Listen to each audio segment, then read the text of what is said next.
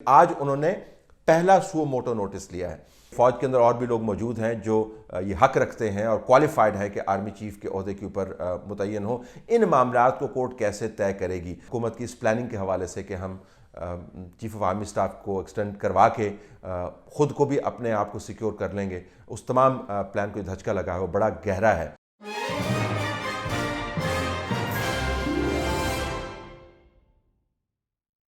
आज की सबसे बड़ी खबर, सुप्रीम कोर्ट के चीफ जस्टिस खोसा ने चीफ ऑफ आर्मी स्टाफ की एक्सटेंशन का हुकूमत की तरफ से जारी करता नोटिफिकेशन सस्पेंड कर दिया है।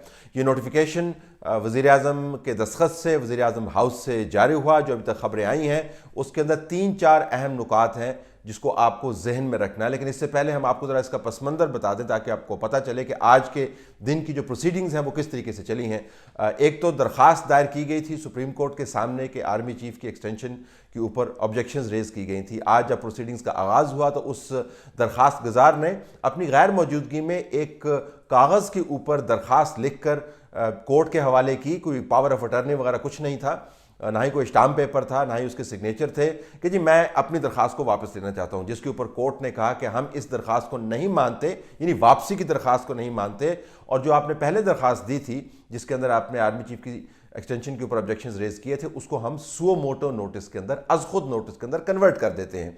याद रहे कि जस्टिस खोसा बहुत कंजर्वेटिव हैं अज खुद नोटिस के हवाले से। परसों उनके हवाले से एक बयान भी छपा था जिसमें उन्होंने जस्टिफाई किया था कि कोर्ट को सुओ मोटो नोटिस के अंदर बड़ा एहतियात करना चाहिए। लेकिन आज उन्होंने पहला सुओ मोटो नोटिस लिया है और अटॉर्नी जनरल को तलब किया गया। अटॉर्नी जनरल से उन्होंने सवालात किए तो 3-4 ऑब्जेक्शंस कोर्ट की सामने आई। नंबर 1, उन्होंने कहा कि आर्मी चीफ की जो एक्सटेंशन है उसके लिए जो प्रोसीजर तय किया गया है उस प्रोसीजर को आपने फॉलो नहीं किया। एक्सटेंशन या तैनाती प्रोसीजर क्या है कि वफाकी काबीना वज़ीर आज़म को बताती है, अपना कंसेंसस देती है, वज़ीर आज़म सदर मुमलिकत को मशवरा देता है और सदर मुमलिकत ये मामला तय करता है। लेकिन इस केस के अंदर you have put the cart before the horse. Court के जो अल्फाज मीडिया के अंदर कोर्ट हो रहे हैं, यानी आपने सदर से पूछा और उसके बाद वज़ीर आज़म ने अपने दस्तखतों से ये एक्सटेंशन जारी कर दी। ये प्रोसीजर जो है ये नामुकम्मल और प्राइमा फेसाई यानी बादियो नज़र के अंदर ये इनवैलिड प्रोसीजर लगता है।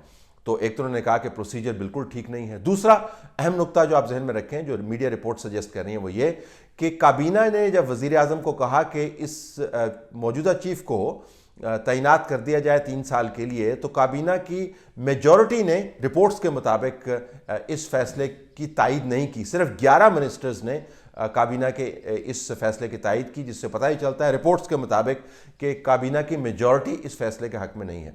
एक और ऑब्जेक्शन जो रेज़ किया गया वो ये कि जब आप आर्मी के रूल्स एंड प्रोसीजर्स की बात करते हैं तो उसके तहत किसी भी फौज के सरबराह को रिटायर होना पड़ता है, उसके बाद उसकी मुद्दत मुलाजमत के अंदर तोसी की जा सकती है। तो ये कैसी मुद्दत मुलाजमत के अंदर तोसी है जो मौजूदा टेन्योर के अंदर होते हुए कर दी गई है। इसके अलावा जो मीडिया के अंदर रिपोर्ट्स आई उसके अंदर यह भी सजेस्ट किया गया कि कोर्ट की तरफ से कहा गया कि ये जो आप बात करते हैं कि इलाकाई हालात मुवाफिक नहीं हैं, ये बात बड़ी मुबहम सी है, कुछ समझ नहीं आई, तो आप ज़रा आके इसकी वजाहत करें। फिर यह भी इशू रेज़ किया गया कि फ़ौज के अंदर तमाम अहम लोग जो हैं वो क्वालिफाइड लोग हैं और पाकिस्तान की सिक्योरिटी पर मामूर हैं। कोर्ट ने फिर इसके बाद अटॉर्नी जनरल से पूछा कि आप इस मामले की जो बहस है वो कब फिक्स करवाना चाहते हैं। तो अटॉर्नी जनरल ने कहा जी कि हम कल फिक्स करवाना चाहते हैं, यानी आज कल 25, आज 26, कल 27, और एक दिन के बाद आर्मी चीफ की मुद्दत मुलाजमत जो है वो ख़त्म हो रही है, तो उनके पास 2 दिन मौजूद हैं। कोर्ट ने जो इश्यूज़ रेज़ किए हैं वो सिर्फ ज़ाहिरन आपको टेक्निकल इश्यूज़ नज़र आते हैं, मैं आपको अपना तजिया दे रहा हूँ, वो टेक्निकल इश्यूज़ नज़र आते हैं। लेकिन ये टेक्निकलिटी इतना बड़ा मसला न होती अगर कोर्ट ने उसके साथ जो 3-4 बुनियादी एतराज़ात हैं वो भी लागू न किए होते। अब या तो कोर्ट कल लंबी प्रोसीडिंग करके इस मामले को कल ही निपटा देगी और हुकूमत की तरफ से सदर मुमलिकत के हाथों से जारी की हुई एक तैनाती का नोटिफिकेशन जो है वो अदालत के सामने रख देगी और अदालत इसके ऊपर मुतमईन होती हुई नजर आएगी और मामला तय हो जाएगा। एक सिनारियो ये बनता हुआ नजर आता है। लेकिन जो दूसरे इश्यूज रेज किए गए हैं अदालत के ऑब्जर्वेशंस में और ऑर्डर के अंदर, जिसके अंदर ये कहा गया है कि जो इलाकाई सूरत हाल जिसको आप बुनियाद बना रहे हैं वो हमारी समझ में नहीं आई, वो मुबहम है। जब ये कहा जा रहा है कि एक चीफ को रिटायर होना है ताकि उसकी मुद्दत मुलाजमत में इजाफा किया जाए, और ये याद रहे कि मुद्दत मुलाजमत के अंदर इजाफा जो है वो महदूद मुद्दत मुलाजमत के अंदर इजाफा होगा जब वो रिटायर हो जाएंगे, वो एक फुल टेन्योर नहीं हो सकता। और फिर ये मामला कि फ़ौज के अंदर और भी लोग मौजूद हैं जो ये हक रखते हैं और क्वालिफाइड है कि आर्मी चीफ़ के ओहदे के ऊपर मुतय्यन हो, इन मामलात को कोर्ट कैसे तय करेगी। ये याद रहे कि आर्मी चीफ़ की एक्सटेंशन जो है वो बहुत दिनों से ज़ेर बहस रही है। मैं आपको इस साल के मार्च से बता रहा हूँ कि हुकूमत ने इसका फ़ैसला किया हुआ है, लेकिन हुकूमत ने जिस जल्दबाजी का मुजाहरा किया और 19 अगस्त का जो नोटिफिकेशन जारी किया और अपने हाथों से इमरान खान साहब ने नोटिफिकेशन जारी किया, हालांकि ये ऐसा सेट प्रोसीजर है जिसके ऊपर अगर किसी ग्रेड 17 के ब्यूरोक्रेट की एडवाइस भी ले लेते तो उनको बता देता जी कि ये प्रोसीजर आपको फॉलो करना है, प्रोसीजर को आप वायलेट नहीं करें। लेकिन चूंकि इमरान खान साहब बिल्कुल नाबलद हैं इन मामलात से और उनको जो एडवाइस करने वाले ब्यूरोक्रेट्स हैं वो भी नाबलद हैं इन मामलात से, तो उन्होंने कहा जी अपने हाथ से अब घुग्गी मार के जारी कर दें, पाकिस्तान है इसके अंदर चल जाएगा, किसने आपसे पूछना है। आज कोर्ट ने वो मामला पूछ लिया है। इसके बाद आर्मी चीफ के पास क्या ऑप्शंस बचती हैं। देखें, पाकिस्तान की फ़ौज दुनिया की बेहतरीन अफवाज में से एक है। It's a nuclear power. ये इतना बड़ा मुल्क है, दुनिया की नज़रें इसके ऊपर लगी हुई हैं। इसकी फ़ौज के सरबराह को जब अपनी एक्सटेंशन के लिए कोर्ट के सामने जाकर जस्टिफिकेशंस देनी पड़ेंगी तो आप उस अंदाज़ा लगा सकते हैं कि जस्टिफिकेशंस के नतीजे में वो जो मॉरल अथॉरिटी है टू कमांड उसके ऊपर क्या असर पड़ेगा। दूसरी बात, टेन्योर के आगाज़ के से पहले ही जो मामलात हैं वो शदीद तनाज़े का शिकार हो गए हैं। अब कोर्ट के अंदर बहस होगी, कोर्ट आपसे सवाल पूछेगी, आप उनके जवाब देने होंगे।